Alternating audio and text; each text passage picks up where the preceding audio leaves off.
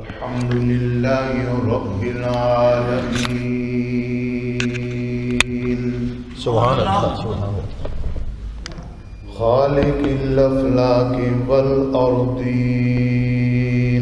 سبحان اللہ والصلاة والسلام على أشرف الأنبياء والمرسلين سبحان اللہ خاتم النبيين رحمة للعالمين إمام الأولين والآخرين إمام الأنبياء والمرسلين قبلة العارفين وكعبة الطائفين وعلى آله الطيبين الطاهرين وأصحابه المنتجبين المهديين وعلى أولياء الله الكاملين الواصلين إلى يوم الدين أما بعد فأعوذ بالله من الشيطان الرجيم بسم الله الرحمن الرحيم وإذ أخرجه الذين كفروا ثاني اثنين إذ هما في الغار وإذ يقول لصاحبه لا تحزن إن الله معنا فأنزل الله سكينته عليه قال الله تعالى في مقام آخر والذي جاء بالصدق وصدق به أولئك هم المتقون قال الله تعالى في مقام آخر سيجنبها الأتقى الذي يؤتي ماله يتزكى وما لأحد عنده من نعمة تجزى إلا ابتغاء وجه ربه الأعلى ولسوف يرضى صدق الله مولانا العظيم وبلغنا رسوله النبي الحبيب الكريم ونحن على ذلك لمن الشاهدين والشاكرين والحمد لله رب العالمين قال الله تعالى في شان حبيبه مخبرا وآمرا إن الله وملائكته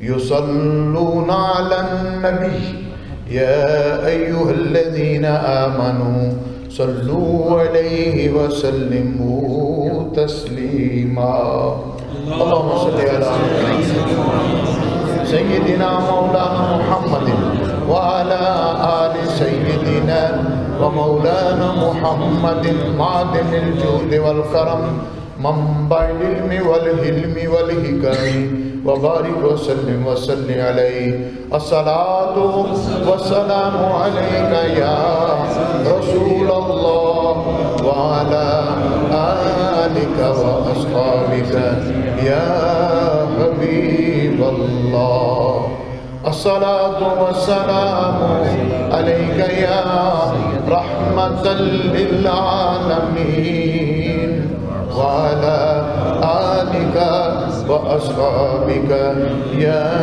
شفيع المذنبين عزیزان گرامی قدر، سٹیج پر عظیم علماء جو ہماری ملت کا سرمایہ ہیں موجود ہیں۔ میں جب آیا فاضل نوجوان جو عظیم فاضل ہیں اور فاضل گھرانوں سے ان کا تعلق بھی ہے، بڑے مضبوطی کے ساتھ حضرت علامہ محمد قاسم صاحب رضوی بیان فرما رہے تھے، اور کچھ دیر پہلے آپ نے علامہ فاضل نوجوان فضل محمد قادری کا بیان انگلش میں بڑی وضاحت سے سنا، اور میں شکریہ ادا کرتا ہوں مسلک اہل سنت کا عظیم سرمایہ اور اثاثہ، اور خدا کی قسم ممبر پر بیٹھا ہوں، میں جو بات کہہ رہا ہوں دل سے کہہ رہا ہوں، اور ذرہ بھی نہ بڑھا رہا ہوں، کم ممکن ہے کر رہا ہوں، بڑھا نہیں رہا۔ کم اس لیے کہ ضروری نہیں کہ میری نگاہ اتنی دور جا سکے۔ حضرت علامہ مفتی محمد اشفاق صاحب قادری متظر العالی ایک عظیم باعمل متقی شریف النفس اور پیکر صدق و صفا عالم دین، اور میں یہ دل سے کہہ رہا ہوں، اللہ کریم ایسے علماء کا سایہ اہل سنت کے سروں پر قائم اور دائم کرے۔ جب سے پہلے بھی میں ماشاءاللہ ان کا بڑا قائل تھا، کیونکہ حضرت محدث اعظم کی بارگاہ وہ بارگاہ تھی، حضرت محدث اعظم کے شاگردوں میں خاص ایک امتیاز دیکھا ہے، اخلاص کا، عاجزی کا، محبت کا، ادب کا، کیونکہ آپ کا بھی اپنا انداز بڑا عجیب تھا۔ ذرا اندازہ کریں نا، حضرت محدث اعظم جب حدیث مثلا پڑھا رہے ہیں تو حدیث کے الفاظ ہیں کہ سرکار لیٹے تو آپ کے بدن عطر پر مٹی لگ گئی، تو حضرت محدث اعظم بیان فرماتے ہیں مٹی نے سرکار کے جسد عطر کے بوسے لے لیے۔ اب انداز ہے نا ایک اپنی محبت کا انداز ہے مضبوط، انہوں نے علمی کام کیا ہے، اور فیصل آباد میں آ کر جو انہوں نے کام کیا وہ پوری دنیا میں اپنا فیضان پھیلایا، علم بھی تھا، تقوی بھی تھا، اخلاص بھی تھا، عشق رسول بھی تھا، تصوف بھی تھا۔ یہ ساری چیزیں جب ہوں تو اس وقت پھر علم کی شان ہی کچھ اور ہوتی ہے۔ تو حضرت مفتی صاحب قبلہ پیکر صدق و صفا اپنے اسی انداز سے، اور آج کی جو محفل ہے میں آپ کا شکریہ ادا کرتا ہوں۔ میں سچی بات ہے، میں عاجزی نہیں کر رہا ہوں، مت آپ سمجھیں عاجزی، میں صحیح کہہ رہا ہوں کہ میں ایک انتہائی ناکارہ اور کم علم کم عمل اہل سنت کا ایک فرد ہوں۔ اہل سنت مجھ کو نوازتے ہیں جملوں سے، یہ ان کا کرم ہے، ورنہ ایک انتہائی ادنا خادم ہوں اہل سنت کا۔ اللہ تعالیٰ کچھ اس دور میں کام کرنے کی توفیق نصیب فرما دے۔ وہ کام لے تو پتھروں سے بھی لے لیتا ہے، کیونکہ اصل میں کام فاعل حقیقی ہے ہی وہ ہے۔ تو اب محفل جو ہے یہ ایک تو ہمارے اسی آستانے کی، جس آستانے کا میں نے پہلے ذکر کیا، حضرت محدث اعظم، اور ان کے عشق کی بات دیکھیے۔ 3 صاحبزادے تھے، تینوں کے نام دیکھیے۔ یہ جب والدین نام رکھتے ہیں نا، اس نام رکھنے سے ہی اس گھرانے کے ذوق کا پتہ چلتا ہے۔ بڑے صاحبزادہ صاحب، ان کا نام ہے فضل رسول، ان سے چھوٹے جو تھے ان کا نام تھا فضل احمد، اور یہ سب سے چھوٹے تھے جن کا فضل کریم۔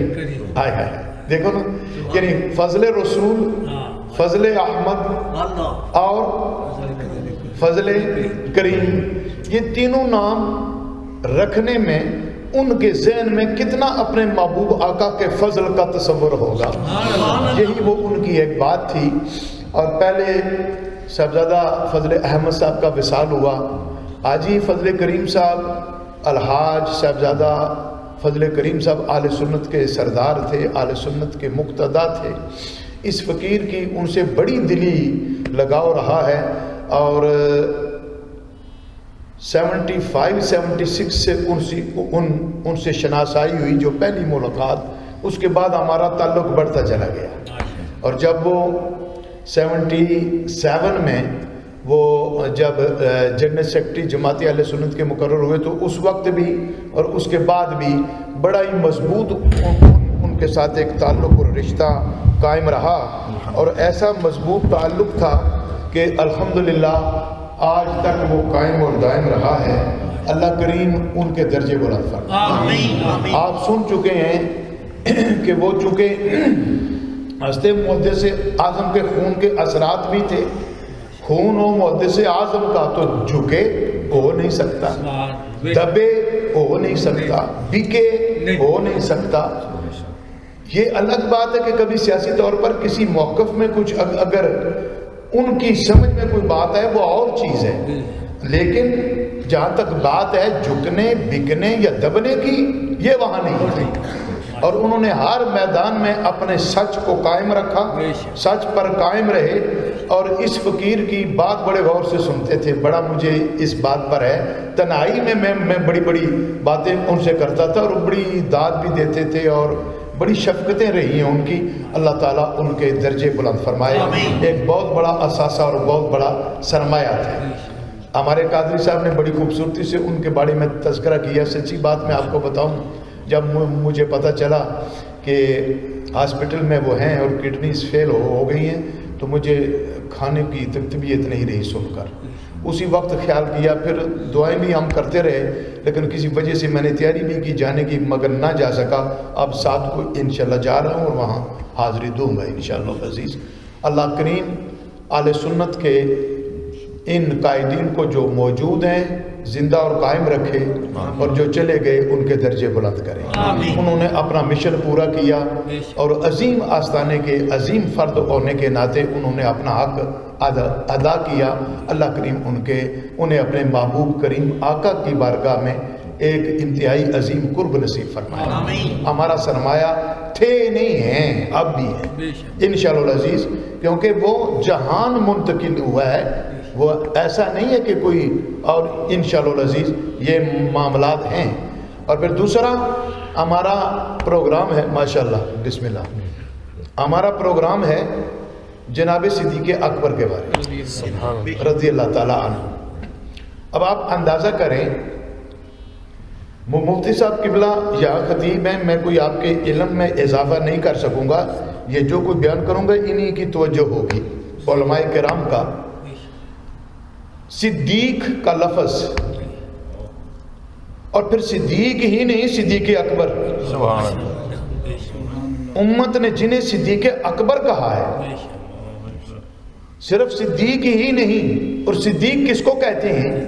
صدیق فعیل کے وزن پر سیگا ہے، اور ایک ہے صادق، ایک ہے صدوق، ایک ہے صدیق۔ صدیق کے معنی یہ ہیں سچ جس سے کسی حال میں جدا نہ ہو، کسی حال میں جدا نہ ہو۔ اور رب تعالیٰ کے محبوب نے اسی لیے اپنے پاس سلا لیا، تاکہ کوئی اگر قبر کہیں اور ہوتی تو کوئی کہتا اب تو وہ سچ کہاں ساتھ ہے، حالانکہ اس کے بھی جواب تھے، لیکن رب کے محبوب نے کہا کہ اے میرے یار میرے پاس ہی سو جاؤ، تاکہ زندگی میں بھی سچ تیرے ساتھ رہا اور یہاں بھی سچ تیرے ساتھ رہے۔ اب فرمایا والذی جاء بالصدق، یہ یہاں علماء یہاں جو با ہے نا بالصدق، یہ اس کی کیونکہ با کئی معنوں میں استعمال ہوتی ہے، تو کئی معنوں میں ایک معنی الصاق کا بھی ہے۔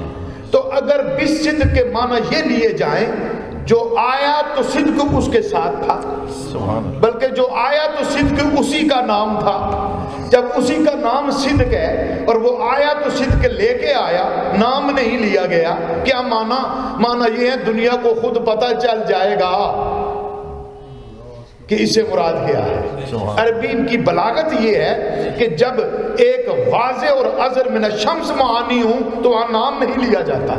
اور پھر فرمایا والذی جاء بالصدق، جو بھی پڑھے گا اسے پتہ چلے گا کہ وہ صدق لے کر آنے والا کون ہے۔ وہ سوائے پیارے مصطفیٰ کے اور کوئی ہو ہی نہیں سکتا۔ وہ جو صدق کے ساتھ آیا اور وہ جس نے اس کی تصدیق کی، صدق بھی، جس نے اس کی صدقہ ہی نہیں صرف صدق بھی، جس نے اس کی تصدیق کی۔ اور تصدیق کی وہ کہ جس تصدیق کو رب نے بھی مانا اس کے رسول نے بھی مانا۔ اب آپ اندازہ کریں کہ باقی لوگوں کے نام صدیق ماں باپ نے رکھے ہوں گے، ماں باپ نے۔ مولا مرتضیٰ نے قسم کھا کر فرمایا، اور شیخ زینی دہلانی مکی نے الفتح المبین میں اس کو درج کیا، اور بھی کتابوں میں موجود ہے کہ جناب مولا علی المرتضیٰ حیدر کرار شیر خدا، اور شیر خدا کی بھی تعریف سنی ہے کہ سنی سے سن، ہمارے مولا ہیں جناب حیدر کرار، جو حیدر کرار کو نہیں مانتا سنی تو سنی مسلمان ہی نہیں، اور ویسے سنی بھی نہیں اس لیے کہ صحیح معنوں میں مسلمان ہے ہی سنی۔ تو اب مولا مرتضیٰ فرماتے ہیں کہ حیث ابو بکر تیرا نام صدیق زمین والوں نے تجھے نہیں دیا، الف کھا کر فرمایا، الف اٹھا کر فرمایا تیرا نام صدیق آسمان سے آیا ہے۔ اللہ کریم نے خود عنایت فرمایا ہے جس کا نام صدیق رب نے دیا ہو، رسول نے دیا ہو، عتیق اور صدیق یہ دونوں لقب ہیں جو کہ اللہ کے رسول کے عطا کردہ ہیں۔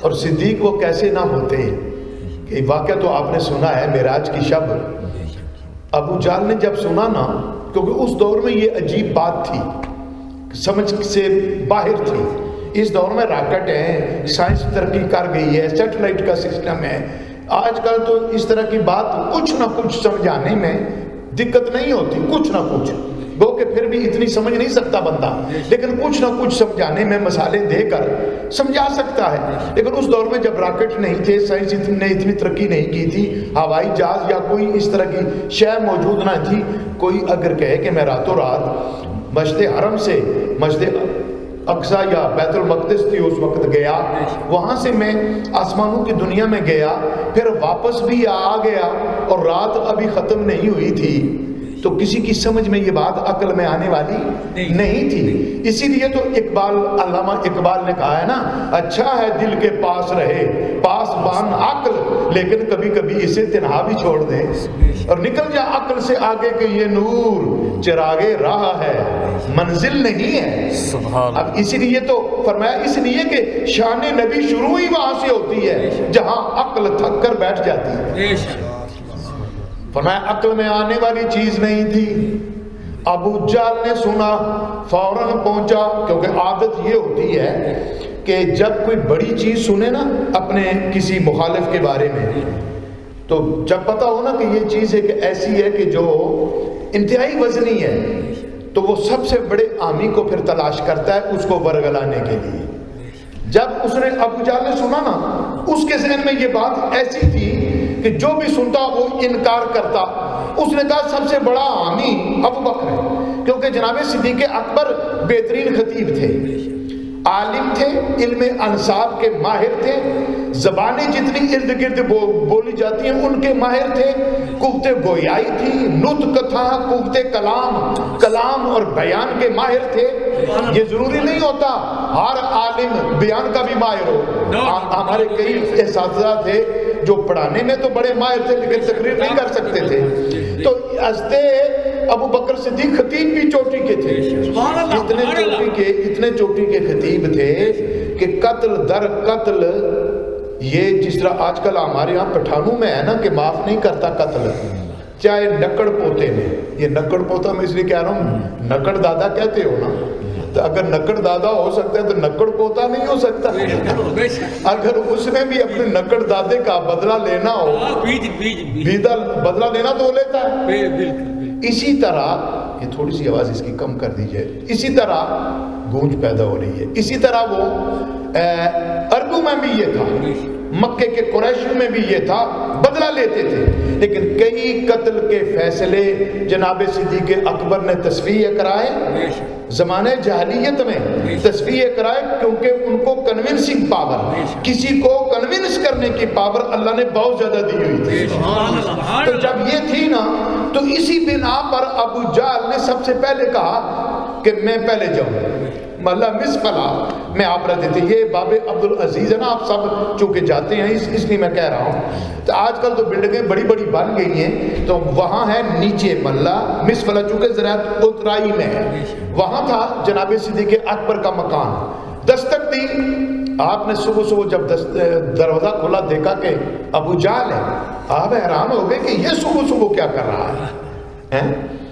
ہماری کوئی بزرگ مائی ہوتی تو کہتی ہے نور پیر نے ویلا ہے کہ تو آ گیا، یہ کہاں سے آ گیا۔ تو اب آپ نے پوچھا کیا بات ہے، کہنے لگا مجھے یہ بتا، اگر کوئی یہ کہے کہ میں راتوں رات مکے سے بیت المقدس گیا، وہاں سے آسمانوں پر گیا، آسمانوں سے آ گیا، مان لو گے؟ اعلیٰ جناب صدیق اکبر کی ملاقات سرکار سے ابھی نہیں ہوئی تھی، مان لو گے؟ اب نے فرمایا میں پہلے یہ دیکھوں گا، کہا کس نے؟ آئے واہ بھائی، فہمیں، فوراً سمجھ گئے کہ معاملہ کچھ ہے، یہ سمجھ کی بات ہوتی ہے نا۔ فوراً کہا میں اقرار یا انکار کرنے سے پہلے یہ دیکھوں گا کہنے والا کون ہے۔ اس کا کیا معنی ہے؟ صدیق اکبر نے امت کو بھی درس دیا، ہر کہنے والے کی بات کو نہ مانا کرو، یہ دیکھا کرو کہ کہنے والا کون ہے، کہنے والا کون ہے۔ انہوں نے کہا تمہارے صاحب نے کہا ہے۔ آپ نے فرمایا اچھا پھر سن، اگر انہوں نے کہا ہے تو سب سے پہلے میں تصدیق کرتا ہوں، سچ کہا۔ یہ بات ایسی تھی کہ جو ذرہ بر بھی نہ سوچا، اور یہی وہ شان تھی ان کے ایمان لانے کی۔ حدیث صحیح میں آیا ہے، میرے اور آپ کے محبوب آقا فرماتے ہیں جس کسی پر بھی میں نے دین پیش کیا اس نے کچھ نہ کچھ تردد کیا، غور و فکر کیا، ایزیٹیٹ کیا، کچھ رکا، کچھ توقف کیا، کچھ سوچا، سوائے ابو بکر کے۔ سبحان ابو بکر پر جو ہی میں نے دین پیش کیا فوراً کہا کلمہ پڑھائیے، ذرہ بر ایزیٹیٹ نہیں کیا، کیونکہ انہوں کا خمیر پہلے ہی سے تیار تھا، پہلے ہی سے تیار تھا۔ بچپن سے سرکار کے ساتھی اسی لیے رہے ہیں، جو بچپن کا ساتھی ہے وہ سفر کا ساتھی بھی ہے، وہ مزار کا ساتھی بھی ہے۔ اب یہ ہے وہ جناب صدیق اکبر۔ تو اگر میں یوں کہوں ان عظیم علماء کرام کی موجودگی میں کہ والذی جاء بالصدق میں جو صدق کی شان ہے، وصدق بہ میں تصدیق کی وہی شان نہیں جو صدق کی، یعنی صدق کو صدق کی شان کے مطابق تصدیق کرنے والا صدیق اکبر۔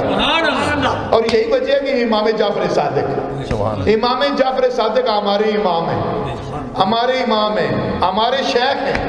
آپ فرماتے ہیں والذی جاء بالصدق سے رسول پاک مراد ہیں، اور وصدق بہ سے ابو بکر صدیق مراد ہیں، اسی لیے ان کا نام صدیق ہے۔ اور یہ وہ ہیں کہ جن کے بارے میں ابھی مولانا فضل محمد قادری فرما رہے تھے کہ ہمارے لوگ رک جاتے ہیں اس بات پر۔ پہلے تو ثانی اثنین علماء موجود ہیں، اس میں یقین کیجئے اگر کئی کتابیں بھی کوئی لکھنے بیٹھ جائے نا، کیونکہ ثانی اثنین اور ثالث و ثلاثہ عرب لوگ وہاں کہتے ہیں جہاں دوئی موجود نہ ہو، جہاں کوئی تفریق نہ رہے، دوئی موجود نہ رہے، یعنی صدیق اکبر رضی اللہ تعالیٰ عنہ سرکار کی ذات میں اتنے فنا ہو چکے تھے کہ کوئی دوئی موجود ہی نہ تھی۔ اس لیے فرمایا ثانی اثنین، دو میں سے کا دوسرا، اذ یقول لصاحبہ، جب وہ اپنے صاحب سے، صاحبی ہی پر بھی آپ سن چکے، ثانی اثنین پر بھی آپ سنتے رہتے ہیں۔ اور مولانا فرما رہے تھے بڑے پیارے انداز میں کہ ہم صاحبی ہی پر رک جاتے ہیں، یہ نہیں دیکھتے کہ فرمایا ان اللہ معانا، یہ بھی ٹھیک ہے لیکن وہ بھی یہاں رک گئے، آگے بھی ہے نا فانزل اللہ سکینتہ علیہ، سبحان اللہ۔ اب سکینتہ کہا، ویسے یاد رکھو ہر مومن کے قلب پر سکینہ ہوتی ہے۔ لفظ سکینہ پر ہی اگر کو گفتگو کروں نا تو جتنا صوفی اونچے درجے کا ہوتا جائے گا سکینہ کچھ اور انداز سے کھلتی چلی جائے گی۔ عام طور پر سکینہ اطمینان قلب کو کہیں گے، سکون کو کہیں گے، لیکن یہ سکون کی قسمیں ہیں۔ آپ کو سر کا درد ہونا آرام آ جائے وہ بھی ایک سکون ہے، لیکن آپ کسی کی دیدار کے طالب ہوں، بے چین بیٹھے ہوئے ہوں، یار آ جائے دیکھ لیں وہ بھی سکون ہے۔ کسی کی اولاد نہ ہو جائے تو وہ بھی سکون ہے۔ یہ سکون کی کئی قسمیں ہیں نا، دنیاوی طور پر اور قلبی اور ذہنی طور پر، روحانی طور پر سکون کے درجے، اور پھر ہر مومن پر سکینہ ہے۔ اللہ کا قرآن مومنوں پر سکینہ کے نزول کا ذکر فرماتا ہے، لیکن یہ سکینہ خصوصی سکینہ ہے۔ فانزل اللہ، بس اللہ نے نازل کی، فانزل اللہ، اللہ نے نازل کی، کیا نازل کی؟ سکینتہ، صرف سکینہ نہیں کہا، یہ نہیں کہا کہ اللہ نے سکینہ نازل کی، بلکہ کیا فرمایا؟ سکینتہ، کہ جس طرح صاحبی ہی کہا تھا نا، صاحبی ہی میں یہ صاحب خاص ہے، اس طرح اس سکینتہ میں سکینہ خاص ہے، اور یہ سکینہ سوائے صدیق اکبر کے کسی اور کے قلب پر نازل ہوئی ہی نہیں۔ نبی کے توسط سے، نبی کے وسیلے سے امت مصطفیٰ میں یہ سکینہ سوائے صدیق اکبر کے کسی اور کے قلب پر نازل نہیں ہوئی۔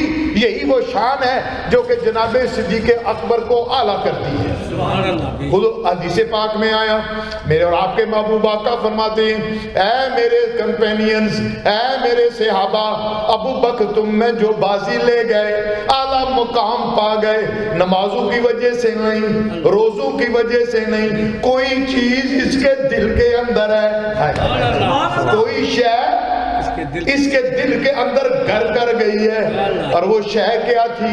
وہ ادب رسول تھا، محبت رسول تھی۔ آپ سے پوچھا گیا کیا پسند کرتے ہیں؟ یہ بڑی ایک طویل حدیث ہے۔ جبریل امین نے کہا مجھے بھی چیزیں پسند تھیں۔ سرور عالم نے بڑی لمبی حدیث ہے، اس کا ایک جز یہ ہے، پوچھا گیا ہے ابو بکر تجھے؟ کہا مجھے پسند یہ ہے، مال خرچ ہو سرکار پر، اولاد خرچ ہو سرکار پر، اور میری جان قربان ہو سرکار پر۔ نعرہ تکبیر، نعرہ رسالت، نعرہ تحقیق، نعرہ حیدری، شان صدیق اکبر۔ تین چیزیں ہوتی ہیں۔ سب سے پہلے وطن کی محبت ہوتی ہے، وطن کی محبت سے زیادہ مال کی محبت ہوتی ہے، مال کی محبت سے زیادہ اولاد کی محبت ہوتی ہے، اور اولاد کی محبت سے زیادہ جان کی محبت ہوتی ہے۔ وطن سے محبت ہے نا سب کو، لیکن مال کے لیے میں نے اور آپ نے وطن چھوڑا کہ نہیں؟ تو جب کسی شے کے لیے کسی شے کو چھوڑ دیں تو معنی یہ ہے کہ اس کی محبت کم ہوئی، اور جس کے لیے چھوڑا ہے اس کی محبت زیادہ ہوئی۔ وطن کی محبت ہے، برادری کی محبت ہے، کنبے کی محبت ہے، لیکن اس کو چھوڑا ہم نے مال کے لیے، تو وہ محبتیں کم ہو گئی، مال کی محبت زیادہ ہو گئی۔ لیکن کبھی اولاد پر مشکل بن جائے تو بندہ کہتا ہے اے مولا میرا سارا مال خرچ ہو جائے، ساری میں نے جائیداد جو بنائی ہے کوئی لے لے، میرا بچہ بچ جائے۔ کیا ہوا؟ معنی یہ ہوا کہ اس سارے مال سے اولاد کی محبت زیادہ ہے، اور پھر اولاد پر بھی، اگر اولاد پر بھی ایسا وقت آ جائے کہ بندے کی اپنی جان کی بن جائے، مثلا ایک چوتھی پانچویں چھٹی منزل پر بندہ رہ رہا ہے، اگر آگ لگ جائے اسے پھر اولاد کی ہوش نہیں رہتی، کھڑکی کھول کر خود چھلانگ لگاتا ہے۔ ایسا لوگوں نے دیکھا ہے، جب اپنی جان پر بنے تو اولاد کا بھی ہوش نہیں رہتا۔ ثابت یہ ہوا کہ اپنی جان سے محبت ان ساری محبتوں سے زیادہ ہے۔ فرمایا یا رسول اللہ مال خرچ ہو آپ پر، اولاد قربان ہو آپ پر، اور میری اپنی جان قربان ہو آپ پر، یہی میں چاہتا ہوں۔ اور یہی وجہ ہے، ابھی آپ نے سنا کتنی خوبصورتی سے، اس لیے میں واقعے کو نہیں دہراؤں گا کہ غزوہ تبوک کے موقع پر سرکار نے جب اعلان کیا، اب لا تو سارا مال رہے ہیں نا، لوگ لے کر سارے لوگ آ رہے ہیں، سرکار نے کسی سے نہیں پوچھا کیا لایا کیا چھوڑا، 3 بندوں سے صرف پوچھا ہے۔ ایک جناب فاروق اعظم، کیوں کہ جناب فاروق اعظم کے دل میں یہ تھا کہ آج میں ابو بکر سے بازی لے گیا، کیونکہ آدھا مال گھر چھوڑ آیا، آدھا لے آیا، بڑا مال تھا، اور جب دیکھا کہ صدیق اکبر کی گٹھڑی چھوٹی سی ہے تو اور پھیل گئے کہ میں آج بازی لے گیا، کیونکہ فاستبقوا الخیرات کے حکم ہے، خوش ہوئے کہ میں آج ابو بکر سے نیکی میں، اس نیکی میں بازی لے جاؤں گا۔ سرکار جانتے تھے، سرکار نے پوچھا عمر کیا لائے ہو؟ عرض کی آقا آدھا گل چھوڑ آیا ہوں، آدھا لے آیا ہوں۔ پوچھا ابو بکر اب تو بتا کیا لائے ہو؟ عرض کی آقا میں سارا مال تو سارا لے آیا ہوں، سارا مال لے آیا ہوں، ماں اب قید لعالک، گھر والوں کے لیے کیا چھوڑا آپ سن چکے ہو؟ فرمایا اب کئی تو لہم اللہ و رسولہ، میں نے ان کے لیے اللہ کو چھوڑا اور اس کے رسول کو چھوڑا۔ اب ایک ہوتی ہے کوانٹٹی، ایک ہوتی ہے کوالٹی، کمیت اور کیفیت۔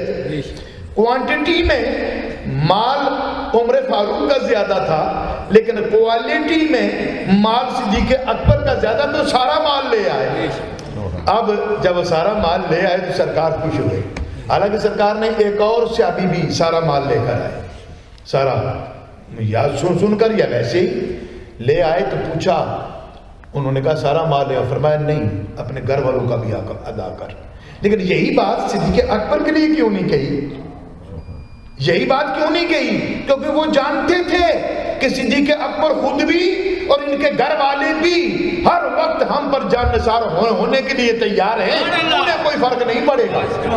اور جب سرکار نے کہا نا تو پتہ ہے جواب کیا تھا، جو مجھے انتہائی اچھا لگتا ہے جب بھی میں اس پر غور کرتا ہوں، کہتے ہیں حل انا و مالی، حل انا و مالی الا لک یا رسول اللہ، اے اللہ کے رسول، کیا میں اور میرا مال سوائے آپ کے کسی اور کے ہیں؟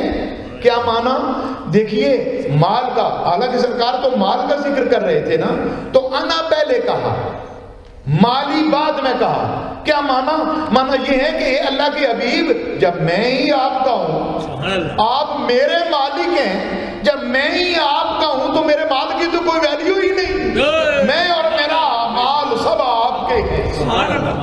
اس لیے میرے اور آپ کے محبوب آقا فرماتے ہیں، ما نفانی مالو احد قط، ما نفانی مالو ابی بکر، جتنا مجھے ابو بکر کے مال نے نفع دیا اتنا کسی کے مال نے کبھی بھی کبھی بھی کسی کے مال نے نفع نہیں دیا۔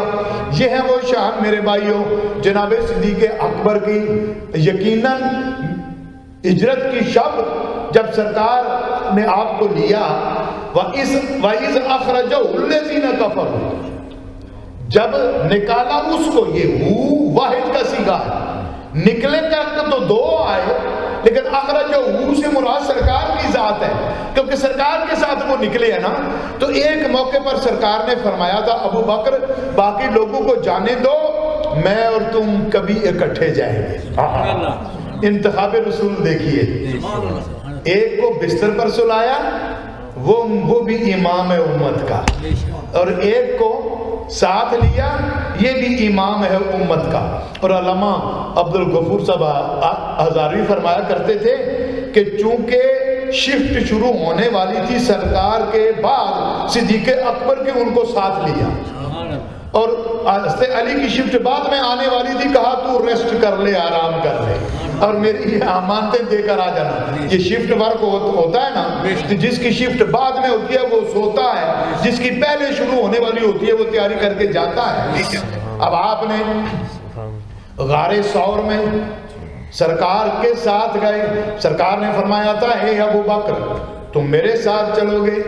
تو جب سرکار آئے نا، حالانکہ بتایا نہیں تھا کہ کب آنا ہے، میں نے جب آئے تو ہلکی سی ناک کی تو فوراً صدیق اکبر نے دروازہ کھول دیا۔ ادب کا تقاضا دیکھیے، سرکار نے فرمایا ابو بکر یہ کیا؟ فرمایا حضور جس دن کا آپ نے فرمایا ہے نا کہ میں اور تم اکٹھے جائیں گے، یہ دیکھیے گٹھڑی بندی ہے، سامان باندھ کر میں یہاں ہی دروازے کے قریب کھڑا ہوتا ہوں کہ آپ کو دستک دینے کی اور انتظار کرنے کی زحمت نہ ہو۔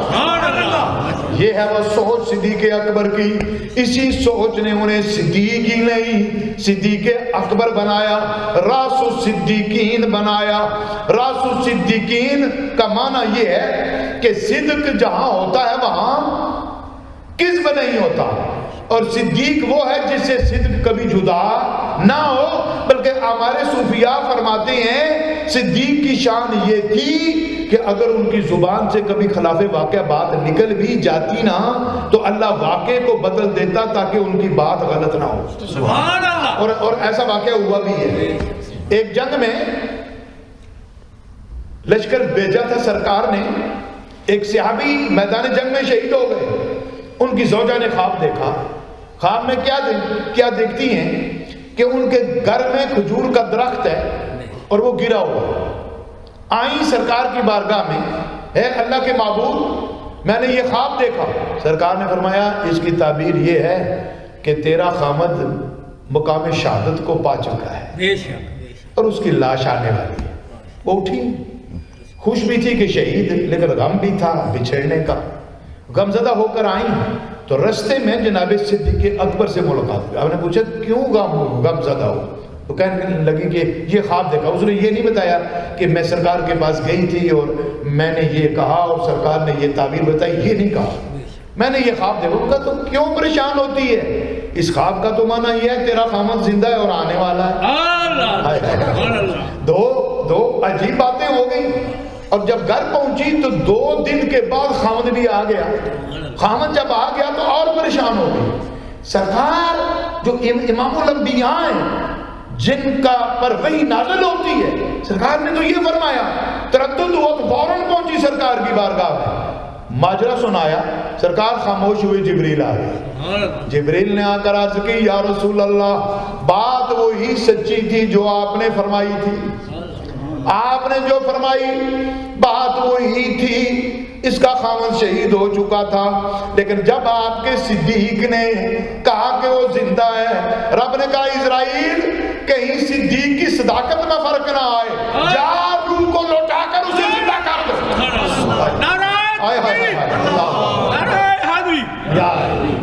جاؤ اور اسے زندہ کر دو تاکہ جہان بھر کو پتہ چلے ہم صدیق کی صداقت کا خیال کتنا کرتے ہیں. یہ ہے وہ جناب صدیق اکبر.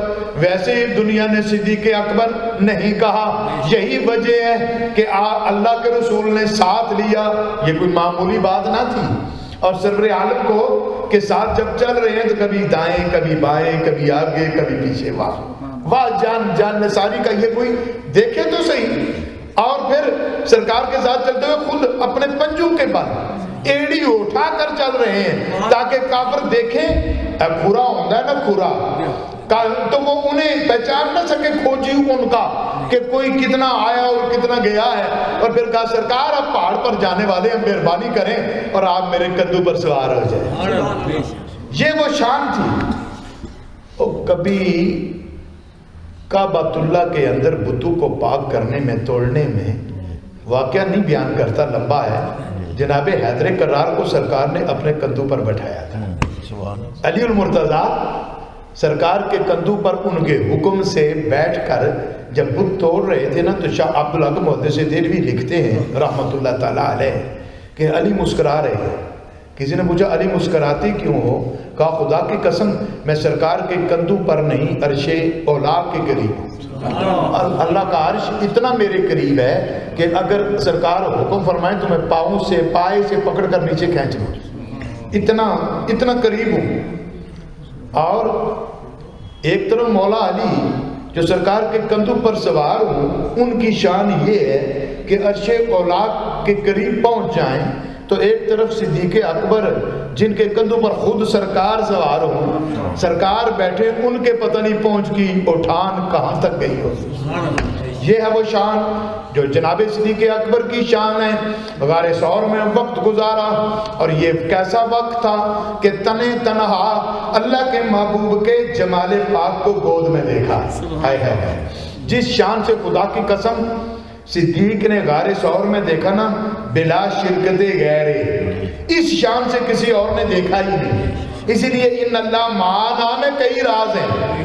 دیکھیے نا، اگر یہ بھی سرکار فرماتے جس طرح جناب موسیٰ علیہ السلام نے اپنی قوم سے کہا تھا، قوم جب نکلی نا تو دیکھا کہ فرعونیوں کے گھوڑوں کی آوازیں آ رہی ہیں تو گھبرا گئے. فرمایا گھبراؤ نہ، کیونکہ ان مائی یا ربی، میرا رب میرے ساتھ ہے. کیا مطلب تھا؟ جب میں تمہارے ساتھ ہوں، میرا رب میرے ساتھ ہے، تو تم گھبراؤ نہیں. یہ شان اور ہے. اور جب رب کا محبوب یہ کہے کہ ہمارے ساتھ ان اللہ معنا، جہاں میرے ساتھ ہے تیرے ساتھ بھی ہے، اس کی شان اور ہے. جب اس میت کی شان اور ہے تو یہی وہ راز تھا کہ گود میں سرکار کا سر اقدس ہے. اور یاد رکھیے سرکار خود فرماتے ہیں جب میں سوتا ہوں تو میرے دل میں آنکھیں بھی ہیں اور کان بھی ہیں. سبحان اللہ. وہ نہ سوتے ہیں اور نہ غافل ہوتے ہیں. جب میری یہ آنکھیں سوتی ہیں تو دل کی آنکھیں کھلی ہوتی ہیں. جب یہ کان سوتے ہیں تو دل کے کان کھلے ہوتے ہیں.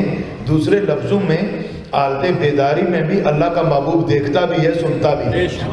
جب سرکار دیکھ بھی رہے ہیں، سن بھی رہے ہیں، تو یہ دونوں امام ہے نا امت کے، دونوں کا امتحان ہے۔ ایک غزوہ خیبر میں کسی کی گود میں سرکار نے سر رکھا ہے، علی آپ کی گود کی بھی کتنی شان ہے۔ عصر کی نماز گئی تھی نا، عصر کی نماز گئی اور سرکار نے آنکھیں کھولی تو سورج واپس پلٹایا اور یہاں جان گئی۔ زہر کا اثر جب ہوا نا، سانپ نے ڈنگ مارا تو اس وقت سرکار نے آنکھیں کھولی، پتہ یہ چلا کہ آنکھیں دل کی دیکھ رہی تھی لیکن دونوں کے عشق کا، دونوں کے ادب کا امتحان تھا۔ ادھر نماز اور پھر وہ حافظوا علی الصلوات والصلاۃ الوسطیٰ، صلاۃ وسطیٰ کے جانے کا، اور نمازی بھی وہ جو حیدر کرار جیسا، ان کا امتحان تھا، اور ادھر جان کا امتحان تھا کہ یہ میرے ادب کا خیال کرتا ہے یا اپنا خیال کرتا ہے۔ جب دونوں کی آنکھیں کھولی، ادھر بھی آنکھ کھولی تو پوچھا ابو بکر کیا بات ہے؟ عرض کی آقا کسی موذی شے نے کاٹ کھایا ہے۔ پتہ چلا کہ جو بھی شے صدیق کو کاٹتی ہے کوئی موذی ہی ہوتی ہے، موذی کے بغیر کوئی ڈنگ مارتا نہیں صدیق کو، تو موذی نے کاٹ کھایا۔ فرمایا فکر نہ کر، اگر موذی وہاں ہے، زہر وہاں ہے تو تریاق یہاں ہے۔ سرکار نے لابدان آپ کی ایڑی پر لگایا، لابدان لگایا، زہر کا اثر ختم ہو گیا۔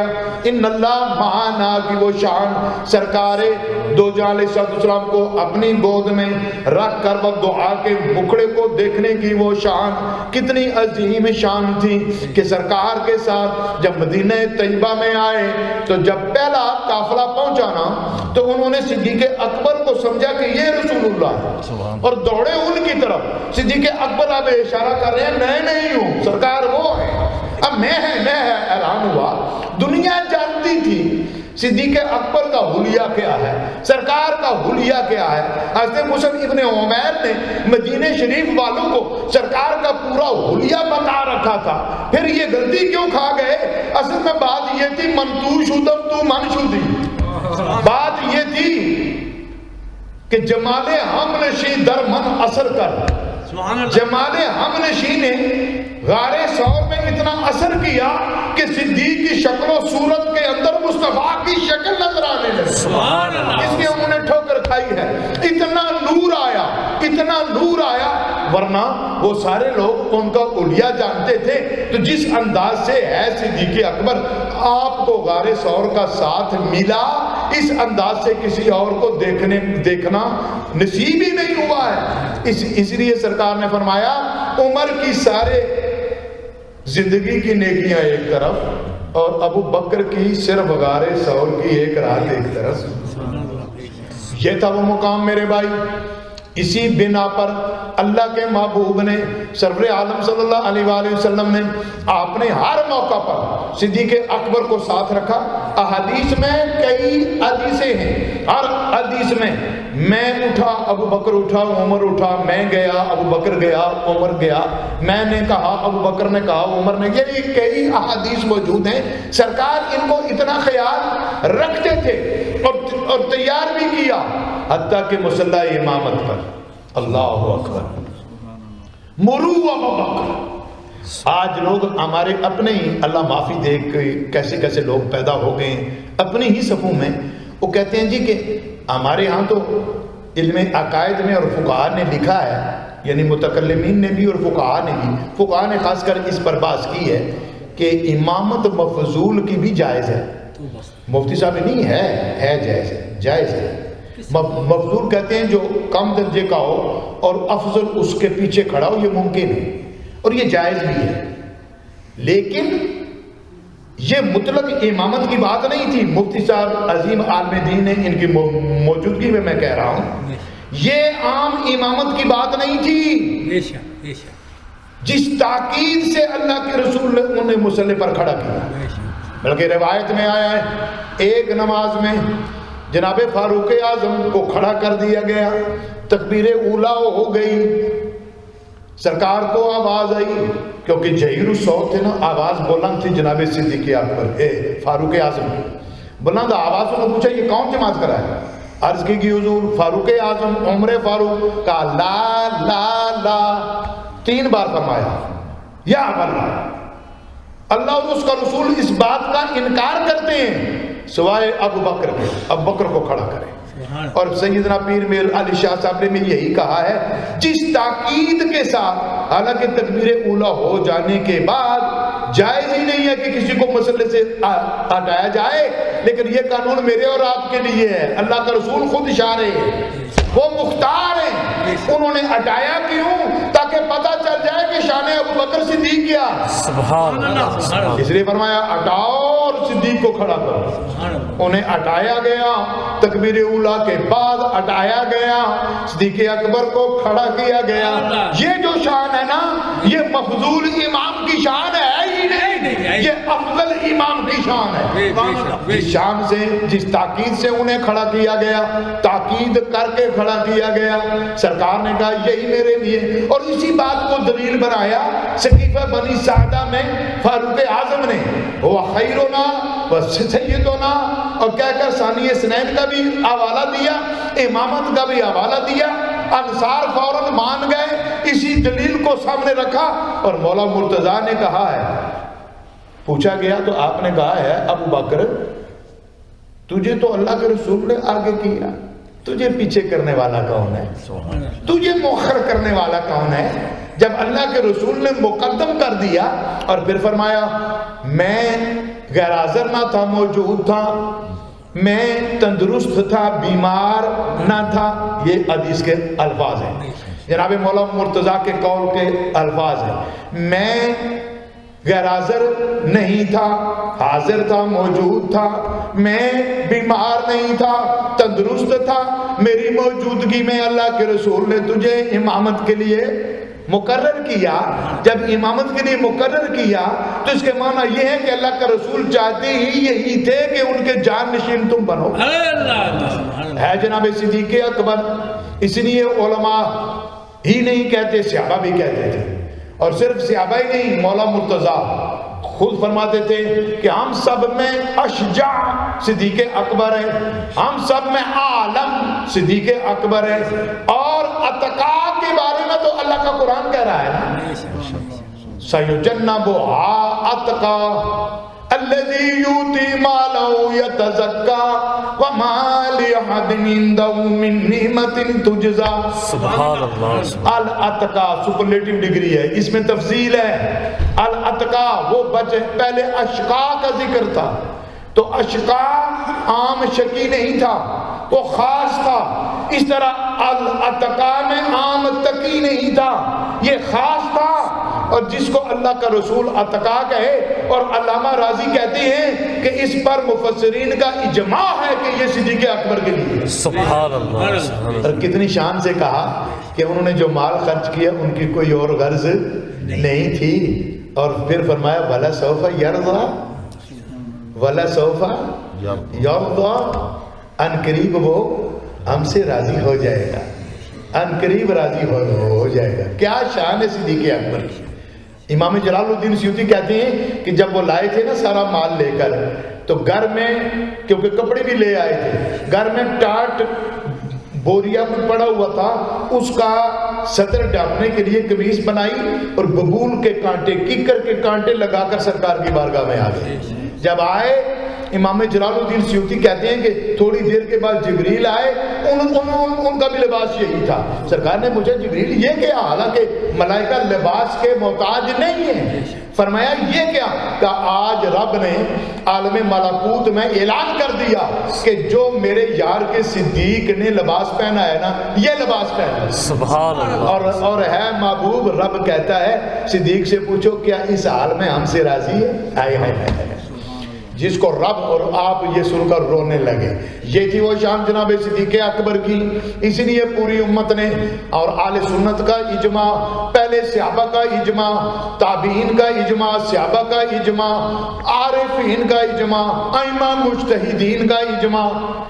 ابن حزم نے مراتب اجماع، ان کی کتاب ہے، اس میں لکھا ہے کہ جس بات پر یہ چاروں مجتہدین جمع ہو جائیں نا، امام اعظم، امام شافعی، امام مالک، امام احمد حنبل، ان کا بھی جمع ہونا ایک الگ اجماع ہے، اس کی بھی بڑی شان ہے۔ تو ائمہ مجتہدین کا اجماع، اہل بیت اطہار کے نفوس قدسیہ کا اجماع، صحابہ کرام کا اجماع اس بات پر تھا. اور یہ بات امام باقلانی نے لکھی ہے مراقبہ ائمہ اربعہ میں. لکھتے ہیں کہ جب تک شیعہ کا وجود قائم نہیں ہوا تھا، شیعہ مرز وجود میں نہیں آئے تھے، اس سے پہلے پوری امت صدیق اکبر کی افضلیت پر جمع تھی. پوری امت صدیق اکبر کی افضلیت پر جمع تھی. اگر افضلیت صدیق اکبر کا انکار شروع ہوا تو شیعہ کے وجود کے بعد ہوا، یعنی شیعہ نے کیا ہے. اور جب شیعہ انکار کرنے لگے تو اس کے بعد اہل سنت کا اجماع.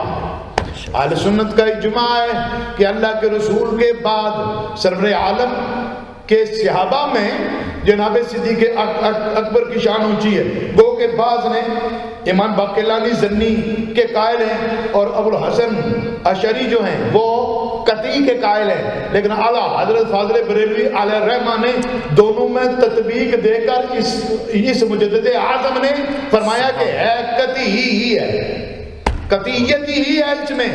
اور زنی کے معنی انہوں نے جو بیان کیے کمال کر دی ہے. اب معنی یہ ہے کہ لوگوں نئی نئی چیزیں نہ پیدا کرو، نئے اپنے مطالعے کی بدعزمی کہ ہم نے کتابیں بڑی پڑھ لی ہیں، یہ مطالعہ بڑا کر لیا ہے، تحقیق بڑی کر لی ہے. یہ کتابوں کی بدعزمی کو دور کرو خدا کے لیے. کیا امام اعظم جاہل تھے معاذ اللہ؟ امام شافعی نے کتابیں نہیں پڑھی تھی؟ اگر آج ابن عبد البر کی وہ روایت جو 20-30 صحابہ کی لے کر انہوں نے بیان کیا، جبکہ وہ خود جناب مولا مرتضیٰ کا قائل نہیں ہے، وہ تو ابن عبد البر کہتا ہے کہ نبی پاک کی زندگی میں جو صحابہ فوت ہوئے وہ سب سے افضل ہے. اور ابن حزم کی کتابیں لے کر جو ازواج مطہرات کو افضل مانتا ہے، تو یہ کتابیں لے کر تم فیصلے نہ کرو، اس لیے کہ یہ اس روایت کو ہمارے محققین و علماء نے شاذ قرار دیا ہے. اور وہ شاذ کی بھی قسمیں ہوتی ہیں. ایک شاذ غیر مقبول ہے، یہ شاذ ہے غیر مقبول ہے کیونکہ بے شمار روایات میں انکار ہے. اور امام شافعی جیسا محدث، امام مجتہد آپ کہتے ہیں، اور امام بہقی جیسا فقیہ اور محدث آپ کہتے ہیں، لکھتے ہیں امام بہقی کہ امام شافعی نے کہا کہ اللہ کے محبوب کے صحابہ و تابعین، صحابہ اور تابعین میں کسی نے بھی صدیق اکبر کی افضلیت پر کوئی اختلاف نہیں کیا. یہی وجہ ہے جب آپ کا نام سقیفہ بنی سعدہ میں پیش ہوا، مہاجرین بھی مان گئے، انصار بھی مان گئے، انصار اور مہاجرین کا اجماع ہو گیا. اب بعض لوگ خلافت پر تو اجماع مانتے ہیں، افضلیت پر اجماع نہیں مانتے. اور اللہ کے بندوں، اور اسی بات کو شیخ زینی دہلانی مکی نے حضرت مفتی صاحب قبلہ اپنی کتاب میں انعقاد اجماع صحابہ کی دلیل جو بیان کی ہے وہ سقیفہ بنی سعدہ کا وہ اجتماع بیان کیا ہے. کیونکہ اس میں جناب فاروق اعظم نے خیر و نا کہا تھا. تو خیر جو ہے، مفتی صاحب موجود ہیں، یہ اصل میں اخیر ہے. اخیر بھی اس میں تفضیل کا صیغہ ہے، یعنی ہم میں سب سے افضل.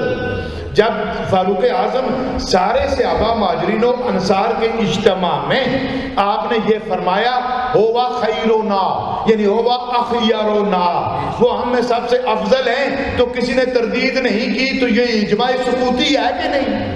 جب یہ اجماع سکوتی چلو مان لو نا، جب نطق جناب فاروق اعظم نے کیا اور اس پر کسی نے اعتراض نہیں کیا بلکہ سب نے مانا، بلکہ یہ اجماع نصی بھی بن جاتا ہے. اور دلیل اس پر اگر مزید چلو یہ نہ مانو، اجماع سکوتی تو نہ مانو، یہ اس کو گڑبڑ کرنے کے لیے اجماع مرکب کی طرف جانے کی کوشش کرتے ہیں. بہرحال اتنی بات یاد رکھیے، اہل سنت کا اجماع ہے کہ جناب صدیق اکبر پوری امت میں، اور ہمارے عقائد کی جتنی کتابیں ہیں، عقائد کی جو پڑھائی جاتی ہے درسیات میں، ان میں یہی ہے کہ شیخین کی افضلیت پر اجماع ہے. اور جناب عثمان غنی اور مولا علی کے درمیان جو تفاضل ہے، اس میں جو فرق ہے، اس میں جمہور کے ہاں جناب عثمان غنی افضل ہیں، اور کچھ تعداد قلیل ہے وہ یہ کہتی ہے کہ جناب مولا علی افضل ہے.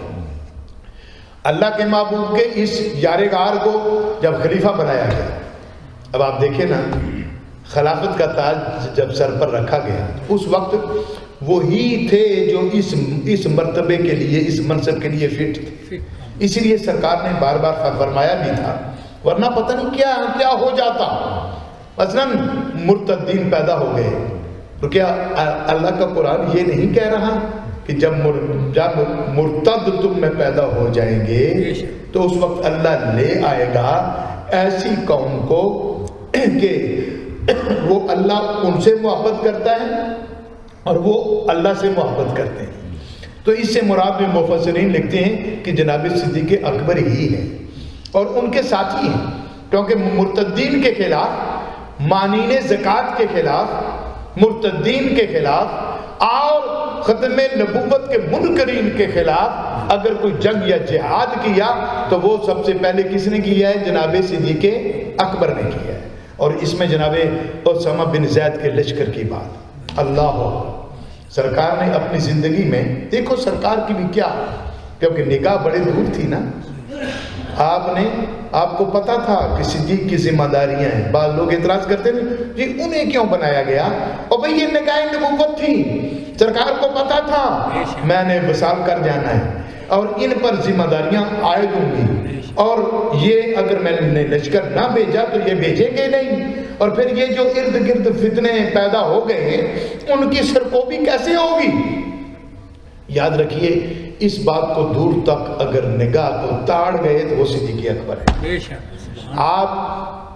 آپ نے کہا کہ اسامہ کے لشکر کو بھیجنے کا میں اعلان کرتا ہوں، کیونکہ رک گیا تھا لشکر سرکار کے وصال پر. سارے صحابہ نے کہا وقت یہ نہیں ہے، حالات یہ نہیں ہے، خود مولا مرتضیٰ بھی ان میں شامل ہیں کہ حالات یہ نہیں ہے، لشکر کو روک لیجئے. آپ نے تنہا یہ آپ کا موقف تھا، اور آپ نے کہا جو خوبصورت جملے ہیں، خدا کی قسم درندے اگر میرے بدن کی بوٹیاں نوچ کر لے جائیں تو جس لشکر کو رسول بھیج چکے ہیں میں اس کو روکنے کے لیے تیار نہیں ہوں. تنہا آپ کی اس بات کو پھر سارے صحابہ نے تسلیم کیا. اور آج وار اسٹریٹجی کے ماہرین، جنگی حکمت عملی کے ماہرین آج تک حیران ہیں کہ اس لشکر کا بھیجنا کتنا ضروری تھا. اس وقت کئی قبائل نے جب دیکھا کہ روم کی طرف یہ لشکر جا رہا ہے تو کئی دب کر بیٹھ گئے. انہوں نے کہا کہ یہ حکومت کمزور نہیں ہے، اگر کمزور ہوتے تو باہر لشکر کیوں بھیجتے؟ اتنی بات سے ارد گرد جو مدینے کے قبائل تھے وہ دب کر بیٹھ گئے اور دوبارہ انہوں نے وہ بغاوت نہ کی اور کئی توبہ کر کے دوبارہ اسلام میں آ گئے.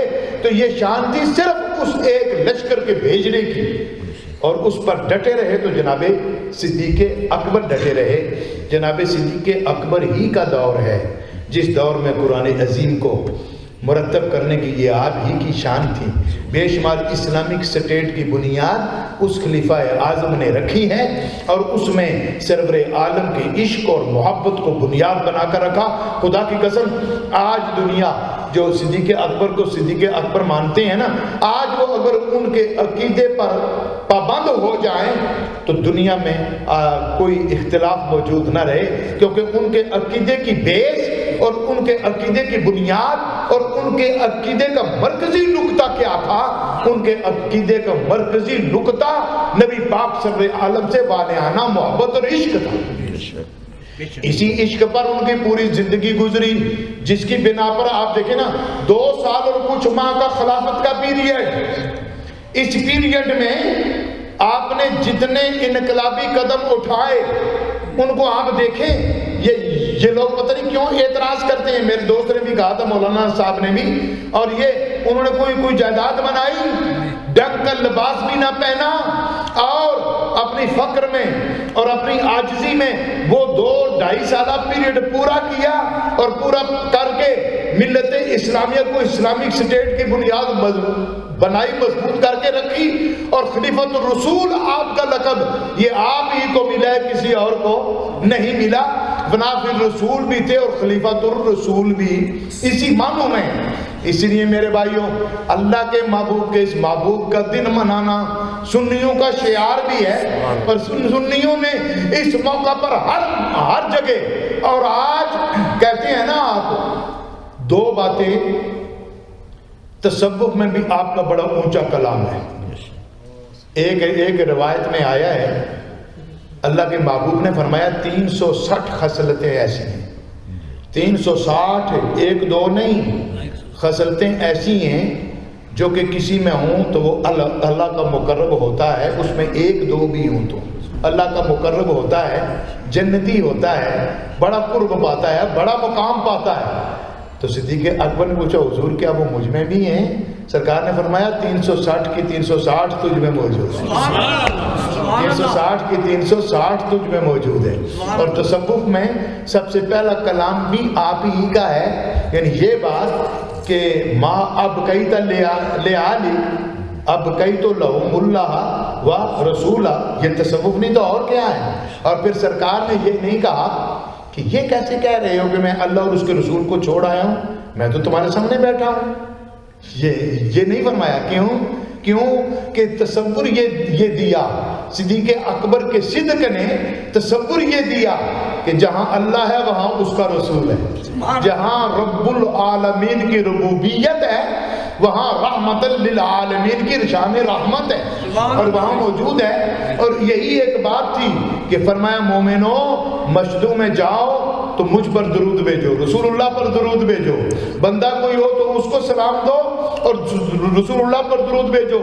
اپنے گھروں میں جاؤ تو کوئی نہ ہو تو رسول پر درود بھیجو.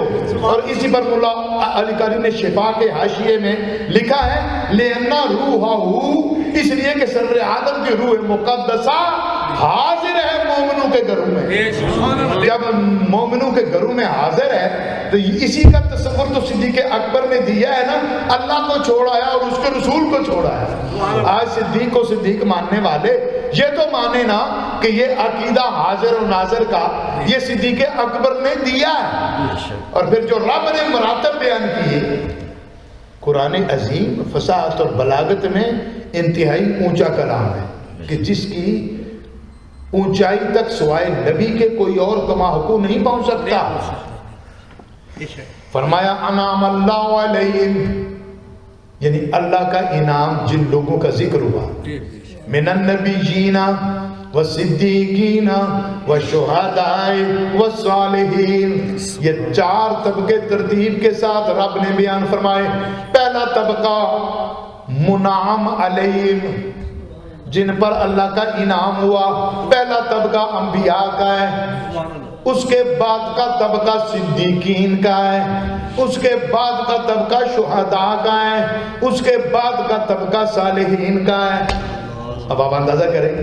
اور بایزید بستامی علیہ رحمہ آپ فرماتے ہیں میں نے عالم کشف میں نبیوں کا مقام دیکھا اور بالکل اس کے نیچے متصل صدیق اکبر کا مقام دیکھا, مقام صدیقیت کو دیکھا. یہ وہ اونچا مقام ہے. تصوف کا پہلا درس بھی انہوں نے دیا, اس لیے کہ یہ صوفی بھی ہیں اور اللہ کے محبوب سے قلبی نور لینے والے اور اس نور کے آگے پھیلانے والے, علم میں بھی, تقوی میں بھی, تصوف میں بھی اور عشق رسول میں بھی, یعنی اور مزاج شناس رسالت. یعنی سب سے بڑی خوبی آپ کی یہ تھی کہ سرور عالم کے مزاج کو جانتے تھے. کبھی بندہ مزاج شناس نہ ہونا تو ادب بھی کرے تو اس میں ممکن ہے تھوڑی سی بے ادبی ہو جائے. ادب بھی وہ جو کسی بزرگ کے مزاج کے مطابق ہو. تو مزاج شناس رسول تھے. یہی وجہ ہے کہ سرور عالم نے انہیں اتنا قرب دیا کہ ہر موقع پر صدیق اکبر کو اولیت دی گئی اور وہ ہر موقع پر سرکار کی طبیعت کا, سرکار کے مزاج کا, سرکار کی پسند کا, سرکار کی سوچ کا خیال رکھتے تھے. اللہ کریم مجھے اور آپ کو اس عقیدہ صحیحہ پر قائم اور دائم رکھے اور صدیق اکبر کا وہ عقیدہ جو ہمارے صادقین اور صدیقین نے اور صالحین نے, ہمارے مشائخ نے ہمیں دیا ہے, اللہ اسی پر زندہ رکھے. ما علینا الا البلاغ. وآخر دعوانا ان الحمد للہ رب العالمین۔ جناب صدیق اکبر کے اس پروگرام کی برکت سے اللہ کریم حاجی صاحبزادہ الحاج فضل کریم صاحب کو بھی درجے بلند فرمائے، اور ان کے والد گرامی جو ہمارا بہت بڑا اثاثہ و سرمایہ ہیں ان کے درجے بلند فرمائے۔ ما علینا الا البلاغ۔ اللہ تندرستی